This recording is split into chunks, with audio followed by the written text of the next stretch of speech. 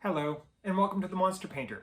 This week, I dig through a $25 bag of old miniatures. This is what I think is super fun. All right, let's dig into this juicy bag of old-timey miniature goodness. I acquired this modestly priced sack of models at my favorite shop, the Sword and Board, which has a lively business dealing in secondhand miniatures. The core of their secondhand market is, of course, Warhammer 40k, Age of Sigmar, and those lovely old Warhammer Fantasy models. A bag like this is often the result of someone selling a large lot of miniatures in an undifferentiated heap. The store will pull out the things with obvious value, like, say, old metal Tyranids or those fancy Tomb King models, that kind of stuff, which has a consistent market, and they separate it out for sale. It gets a better price, and people love that stuff. When dealing with a big lot, at a certain point the manager gets tired of picking stuff out and pours the remains into a bag and moves on to his other duties. I myself cannot resist such a bag of treasure, and there is nothing that I like more than walking out of the shop with a mysterious bag of disorganized models to sift through.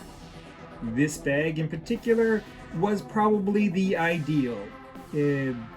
Everything in it was relatively clean. Most of the models are already primed, which is always great. And best of all, it was full of some unusual, tasty old miniatures that I haven't seen before and that I don't have in my collection. And that is the best. Alright, so what did I get? Well, I got a big bag full of bits that I'm going to have to sort through. A lot of bits, and I hope they're enough to finish off these orc torsos and legs that I got. The bases will come in handy. Some backpacks and a pile of knives, always nice.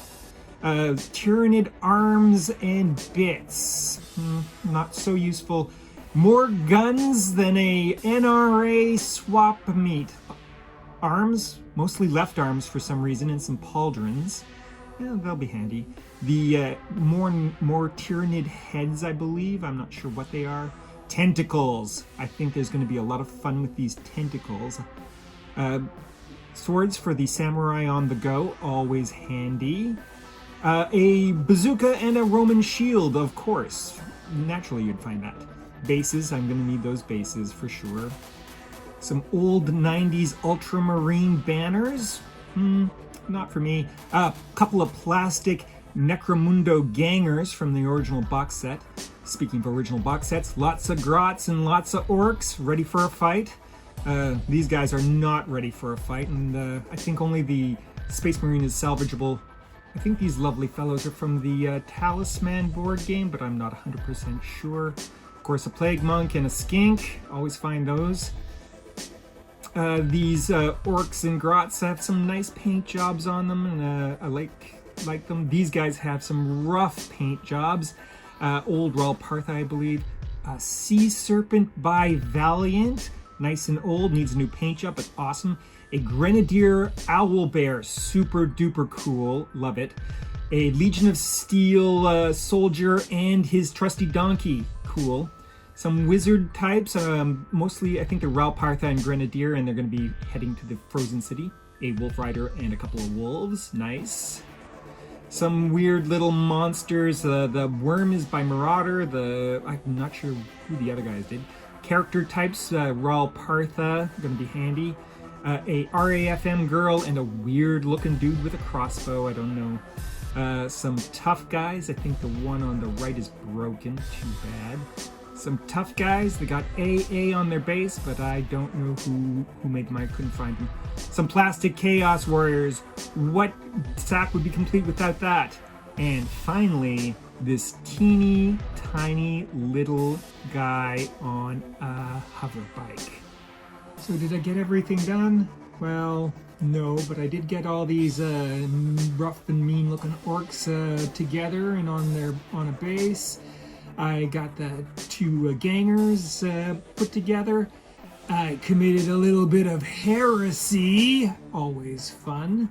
I touched up the orcs and the grots and got their bases more in line with my stuff.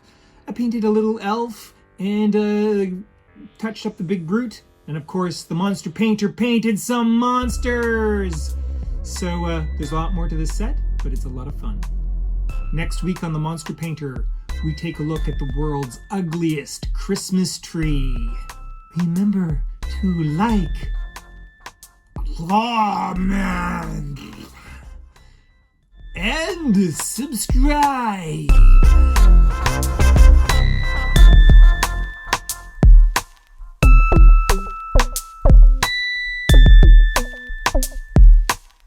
You are watching Les the Monster Painter.